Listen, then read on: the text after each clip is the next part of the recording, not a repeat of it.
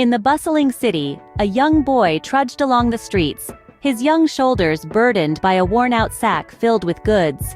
He hoped to sell a comb or a lighter, anything that might earn him a single pound or two. With these meager earnings, he could buy a sandwich of beans or falafel, a humble meal that would serve as his breakfast, lunch, and dinner for the day. However, the world was not so kind. Passers-by dismissed him, ignoring his plea for business. Some even looked at him with disdain, as if he had committed a grave sin. Oddly enough, these same people didn't think twice about giving money to beggars, who might be young and capable of work. It was a strange world where a beggar could end the day richer than a working boy. Deciding to change his strategy, the boy decided to approach the residential apartments, hoping to find a willing customer.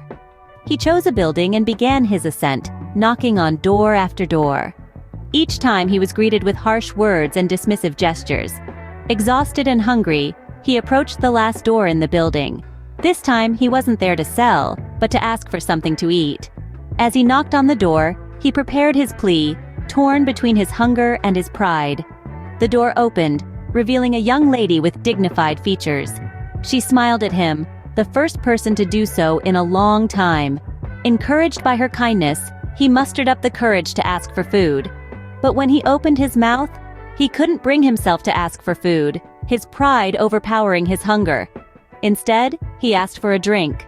The woman, perceptive and kind, knew that the boy was not asking for a simple drink. His appearance spoke volumes of his hunger.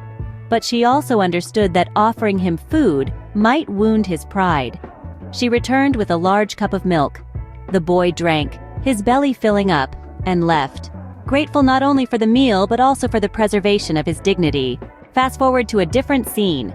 A middle-aged woman entered a private hospital, seeking urgent surgery for a tumor.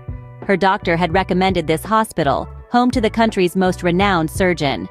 After a successful 6-hour surgery, she woke up to congratulations from her family and friends, praising the skill of the brilliant surgeon.